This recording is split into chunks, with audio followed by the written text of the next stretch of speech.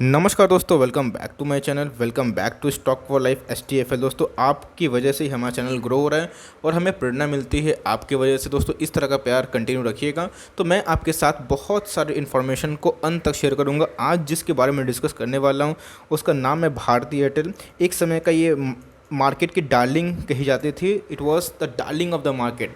But पिछले कुछ दिनों से इसमें हम लोगों को कंटिन्यूअस थोड़ी सी वीकनेस दिखाई पड़ रही है। ऐसी कौन सी बात है भाई जो भारती एयरटेल को तोड़ रहा है? और इसका जो ऑल टाइम हाई से अगर मैं कंपेयर करूं, आपने थंबनेल में देख लिया होगा कि 30% डिस्काउंट आ चुका है। और जहां पे जितने भी टेक कंपनी है जहाँ पे अभी बूमिंग है, जिनका ऑपरेशन इस लॉकडाउन में भी कंटिन्यू था, उसके बाद भी उनके यहाँ शेयर में तेज़ी थी लॉकडाउन के टाइम में भी। बिकॉज ये फ़ोन, इंटरनेट और टेलीकॉम सर्विस देती है।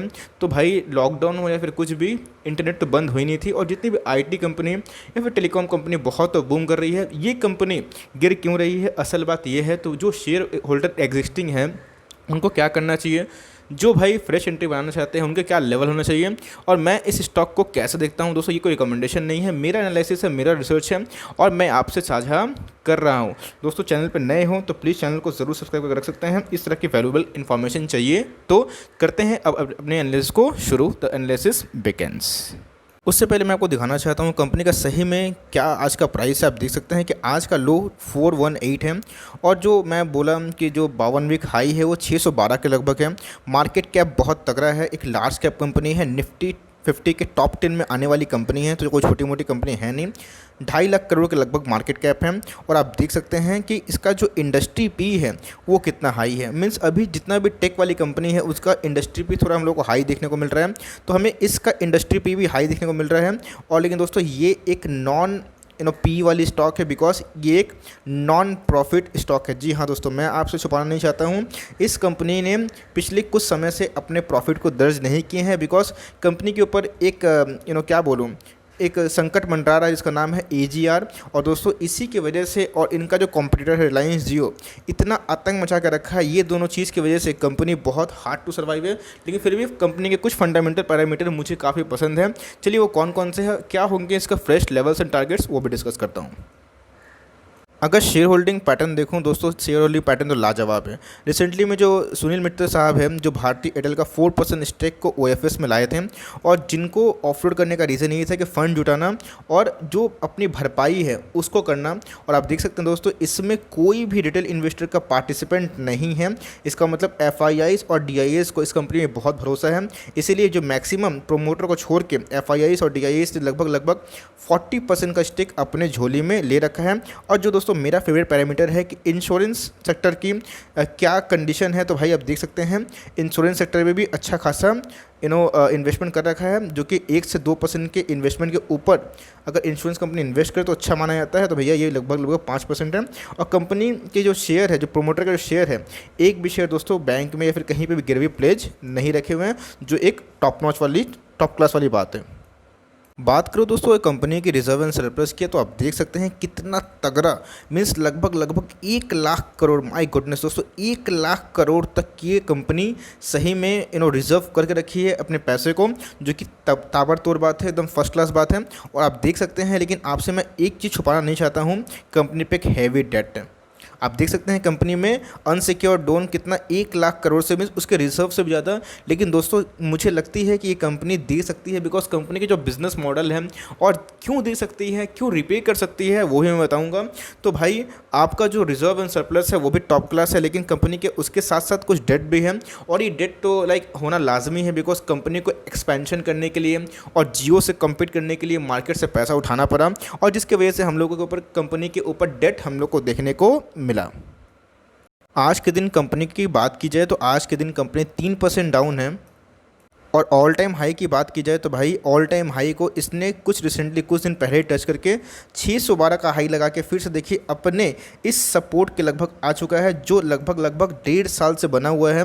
और दोस्तों क्या होंगे फ्रेश लेवल्स एंड एंट्री, आप देख सकते हैं कि किस हिसाब से ये कंपनी एक कंसोलिडेशन फेज में हम लोग को देखने को मिल रही है, और इस बॉक्स से बाहर नहीं आ रही है। इस बॉक्स से बाहर आने के बाद इस कंपनी में रैली हो सकती है। अब मुझे लगता है दोस्तों कि अगर आपको रिस्क लेना है तो मैं डिस्क्लेमर तो दूँ, ये कोई रिकमेंडेशन नहीं है, लेकिन बहुत इन्वेस्टर ऐसे होते हैं जिनको लॉन्ग टर्म में रिस्क वाले स्टॉक पसंद है। तो अगर आपको रिस्क ही लेना है तो ये स्टॉक मुझे अच्छी लग रही है। और ये क्यों टूट रहा है पहले वो बताता हूँ, उसके बाद मैं इसका टेक्निकल आपसे डिस्कस करूँगा। तो भाई देख लीजिए, यही वो रीज़न है, मैं आपको मार्क कर दिखाना चाहता हूँ। यही वो रीज़न है जहाँ पे हम लोगों को भारती एयरटेल, वोडाफोन आइडिया में बम्पर गिरावट देखने को मिल रही है। रीज़न क्या है आप देख सकते हैं कि Vodafone Idea Airtel lose over 59 lakh mobile user in June, Reliance Jio adds 45 lakh, जहाँ पे इसका कंपटीटर 45 लैक्स दोस्तों नए कंज्यूमर को अपने सर्विस दे रहा है, दे चुका है। और उनका जो क्लाइंट बेस दोस्तों एयरटेल और वोडाफोन की बात की जाए तो उन्होंने 59 लाख मिलाकर एग्रीगेट कस्टमर को लूज़ की है। तो यही एक हिडन बात है जिसकी वजह से हम लोगों को शेयर में एक वीकनेस देखने को मिल रही है। और अगर आगे की बात की जाए तो आप देख सकते हैं कि Vodafone idea and Airtel lost about 48 lakh तो वोडाफोन आइडिया ने लॉस किया, और एयरटेल कितना लॉस किया भाई साहब, लगभग 12 lakh user respectively in June. Even as Reliance Jio added nearly 45 lakh customers, strengthening its hold in the mobile telephony market, TRAI subscriber tally to the month shows. तो दोस्तों ये रिसेंटली ट्राई जो आपका रेगुलेटरी बॉडी है आपका टेलीकॉम का, उसने मंथली जो डेटा शो करी उसमें हम लोगों को देखने को मिला कितना भारी भरकम हम लोग को वोडाफोन आइडिया के कस्टमर में गिरावट देखने को मिली, और हम लोगों को एयरटेल में भी डिसअपॉइंटली देखने को मिला। और जहाँ पे हम लोग को उम्मीद था कि कहीं ना कहीं हम लोगों को एक चांसेस देखने को मिल सकते हैं कि एयरटेल में या फिर जितने भी टेलीकॉम कंपनी हैं उनमें हम लोगों को एक हायर कस्टमर बेस देखने को मिल सकता है, लेकिन ऐसा नहीं हुआ और हम लोगों को डिसअपॉइंटमेंट देखने को मिली, जिसकी वजह से एयरटेल में पिटाई होना शुरू हो गई है। अब बात करते हैं कि ये कितना गिरेगा और हम लोगों को कौन से लेवल्स में इसको लपक लेना चाहिए। तो भाई अगर बात करें कि कौन से लेवल्स में इसको लपकना चाहिए, तो आप देख सकते हैं कि जो स्टैंडर्ड डिविएशन है कितना हाई हो चुका है, इसका जो विथ नैरो से, और आप देख सकते हैं कि क्लियर कट डाउन ट्रेंड में चल रहा है। आप देख सकते हैं कि क्लियर कट डाउन ट्रेंड में चल रहा है, जहाँ पे हम लोगों को लोअर लॉस, मैं लिख के बोलना चाहूँगा, लोअर लॉस दिखाई दे रहा है। मैं बहुत जल्दी हायर हाइस और लोअर लॉस के ऊपर ज़रूर वीडियो बनाऊंगा, कैसे आप स्टॉक के ट्रेंड को पकड़ पाएंगे विद इन 2 मिनट्स कि ये अप ट्रेंड वाला स्टॉक है या फिर एक डाउन ट्रेंड वाला स्टॉक है, क्या ये वैल्यू बाइंग के क्षेत्र से अच्छी है, एक मोमेंटम स्टॉक है। तो दोस्तों अगर उसके ऊपर वीडियो चाहिए तो प्लीज़ कमेंट बॉक्स में बताइए, यस सर आई वॉन्ट, तो मैं आपके लिए एक्सक्लूसिव और स्पेशल वीडियो पोस्ट कर दूंगा इस वीकेंड में ही। तो दोस्तों आप देख सकते हैं कि हम लोगों को कितना कंसोलिडेशन देखने को मिल रहा है और इधर से कितना बड़ा बड़ा वीक कैंडल देखने को मिल रहा है। और आज जो कैंडल बना दोस्तों, ये तो एक मोराबोजू कैंडल बना जो शुरुआत से ही एक स्ट्रेंथ को डिमॉन्स्ट्रेट तो नहीं करती बल्कि एक वीकनेस को डिमॉन्स्ट्रेट करती है। और आप देख सकते हैं मुझे लगता है जो अभी का मार्केट प्राइस है वो 419 है, 419। तो भाई ये 410 या फिर 400 का लेवल इसका ह्यूज सपोर्ट हो सकता है, और मुझे लगता नहीं कि 400 का लेवल इजीली ब्रेक करेगा। देखिए दोस्तों कंपनी में हैवी डेट है और कंपनी कंटिन्यूसली अपने कस्टमर बेस को थोड़ा थोड़ा खो रही है, लेकिन ये भूलना नहीं चाहिए रिलायंस जितना ही बड़ा हो जाए लेकिन वो कभी मोनोपोली क्रिएट नहीं कर सकता।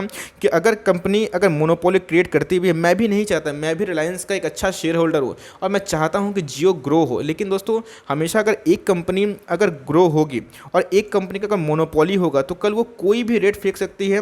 और हम लोगों को इतने बड़े यूज़र बेस में अगर एक ही सर्विस देगी टेलीकॉम तो हमें वही सर्विस यूज़ करना पड़ेगा। लेकिन अगर ड्यूओपोली, मुझे लगता नहीं है कि वोडाफोन आइडिया बच पाएगा बिकॉज उसका बिजनेस मॉडल कोलैप्स हो गया है। लेकिन हाँ इसको इफेक्ट हुआ है भारतीय एयरटेल को, लेकिन इसका बिजनेस मॉडल कोलैप्स नहीं हुआ है क्योंकि मैंने आपको बहुत सारा चीज़ दिखाया, इसका फंडामेंटल भी करा।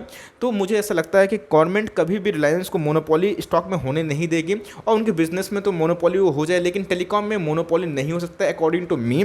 और दोस्तों अगर मोनोपोली नहीं हुई और ड्यूओपोली हुई तो आप देख सकते हैं कि बचने वाला सिर्फ एक ही प्लेयर रहेगा, वो है भारती एयरटेल। वोडाफोन के ऊपर दोस्तों मैं स्ट्रिक्टली आपको नो करता हूं बिकॉज मैंने ही वोडाफोन आइडिया के ऊपर 12 रुपये में वीडियो बनाया था और आप देख सकते हैं आज 9 रुपये का लगभग ट्रेड होता देखने को मिला, जो कि सही में अपने लेवल से 25 से 30% डाउन है। इसलिए आप समझ सकते हैं कि अगर आपको रिस्क भी लेना है तो अगर मेरा आपके पास पैसे हैं, आपके पास लॉन्ग टर्म का विजन है तो हमेशा आप रिलायंस पे जाइए।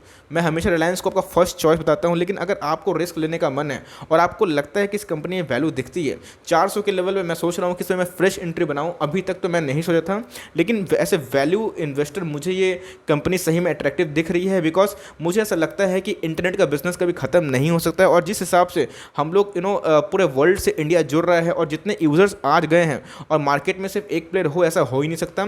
इसीलिए वोडाफोन आइडिया लगभग 50 लाख कस्टमर खोए, लेकिन भारतीय एयरटेल 11 लाख ही है। तो कहीं ना कहीं जियो सिर्फ राज नहीं कर सकता, उसके लिए हम लोगों को एक एयरटेल भी होना चाहिए।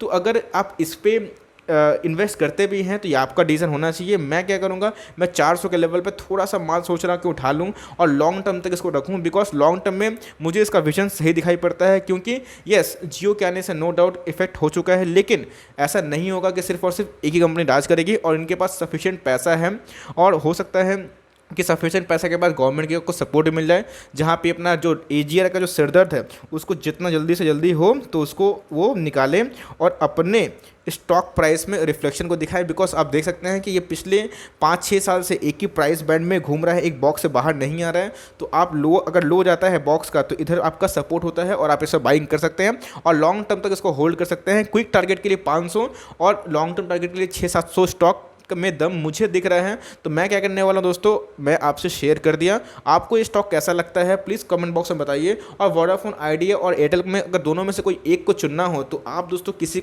को चुनेंगे प्लीज़ कमेंट बॉक्स में, I would love to know. क्योंकि मैं तो भाई एयरटेल को ही चूज़ करूँगा। अगर रिलायंस के बाद अगर कोई हुआ तो मेरी फर्स्ट प्रायोरिटी हमेशा रिलायंस ही होगी दोस्तों। तो मिलते हैं, ये हो गया हम लोग का आज का एनालिसिस दोस्तों। मिलते हैं जल्दी ही, तब तक के लिए thanks for listening guys, God bless you all.